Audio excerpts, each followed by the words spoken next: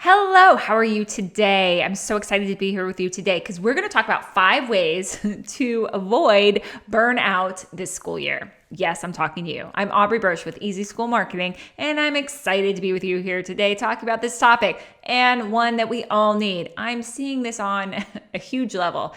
Not only are heads of school burning out, but also teachers and administrators, everyone's just done. And so I'm giving you 5 ways to avoid burnout this year. If you're already burned out, you can still use these 5 ways to re-energize yourself. Number 1, giving yourself white space, specifically in the morning. What is white space? It's really giving your brain a break from all those things that are running around in your head. The way I do this is I take a walk in the morning and I just let myself just not think about anything. And inevitably, I'll think of some really creative ideas that I want to try out with my clients. But that's the point of white space. You really can't get to those higher level strategies or even, just let your brain go for a bit if you don't give it the space away from the computer, away from other people, away from anything that, is related to work. That's actually when you'll probably problem solve the best and help decrease your stress level and burnout for sure. So take some time. You might think it's wasted time, but it's not. And it's going to help your school, you and your school, because we all know a burned out employee is not going to be able to function very well. And therefore, your well-being impacts not only yourself, but the school. So number 2, this is huge. And I will tell you, I struggle with this all the time. It's to limit those mindless tasks. So I'm so guilty of this. You'll get a little bored or you'll need a break from what you're doing. So you'll open your phone and scroll through social media feeds and, before you know it, like 35 minutes have passed and you're like, what happened to the time? But what that also does, and I know they've done studies on this, where it just kind of ups your stress level because you're seeing things in your feed that have a negative impact on your brain and your emotional state.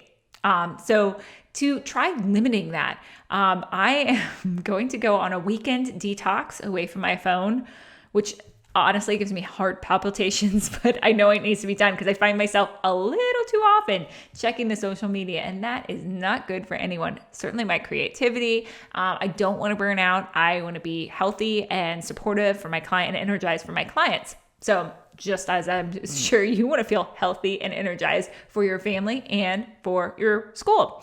Number 3, fueling your body. Once again, totally guilty of this, guys. COVID happened and we all started making bread. Well, I didn't, but a lot of my friends were making bread and you get into some really bad eating habits and soon you're like, wow, I don't feel so great. And so one of my mentors, my business mentors, mentioned thinking about your body as this $1 million racehorse.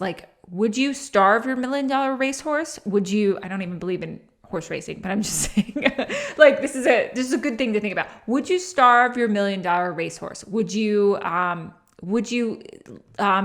give it enough sleep? Would you feed it, Doritos and hamburgers?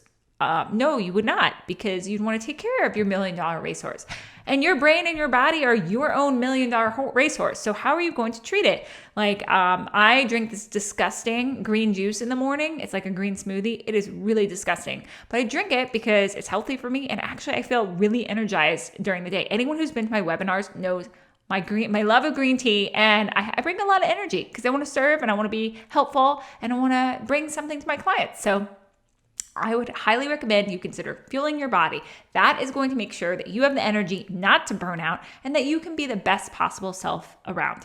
Number 4, this is good. Set boundaries and non-negotiables, so with yourself and with others. So setting a boundary. So for me, it's when my kids get home from school, I am not allowed to sit at the computer anymore. That's my boundary. It's very hard sometimes. And sometimes, work comes up that I have to occasionally do that, get back on the computer. But that's my boundary. It's a non-negotiable. I need to be there for my family when they get home. Otherwise, I'm going to burn out and they're going to be upset. And so that is a non-negotiable for me. So I rarely take evening meetings. I also make sure that when I am working, I'm 100% in the task. That means the minute my kids leave for school, I am working nonstop and I'm working on productive tasks that are going to move, they're going to help my clients and serve my clients. That means I'm not wasting them on like things that I could either outsource or things that have absolutely have no impact on what's happening and moving people forward. So really consider that. Like, what are your non-negotiables? Like, I also go to bed at a certain time every night. Absolutely. I will not stay up later than that because I know I feel horrible the next day. Number 5, this is huge. Now I feel like the term self-care is so overused, but this is really filling your cup before you fill others. I know everyone uses the airplane thing about putting on your mask before you put the mask on other people. But it's so true. And I like the vision of a water pitcher. I think I heard this somewhere where like you want to fill the pitcher up to the point where it's overflowing. So the pitcher, you're the pitcher, and you filled yourself up so much that you're able to overflow and give water to everyone else.